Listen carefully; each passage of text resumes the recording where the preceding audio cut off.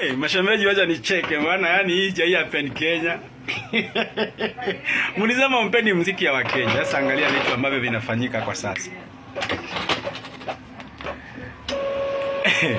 Yaani katika historia ya Kenya sijaiona trading ya Kenya Watanzania wamekosa top 5 kwa historia ya Kenya. Lakini kwa sababu ya ubishi ambao umekuwa na wao mnabeba wa Kenya ufara. Sasa ona trending ya Kenya saa hizi kuanzia namba 1 hadi acha niwapatie report.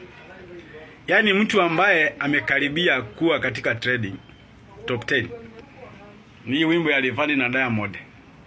Sitaki kuambia iko namba ngapi lakini iko namba karibu 20. Yaani kwa historia wa Kenya, Kenyan trade sijui wakosa lakini leo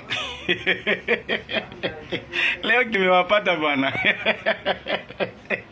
Niliwaambia mashemeji tufanye handshake. Mmoja kuchukia muziki ya Wakenya. Acheni kuwa na ubishi. Kwa sababu sisi wenyewe ndio wenye kusupport muziki ya kwenu. Sisi wenyewe ndio tunaweka kwenye trend. Lakini sasa ona Wakenya wenye wamefanya. Wakenya mnanga mchezo bwana. Hey. Hii ni moto bwana.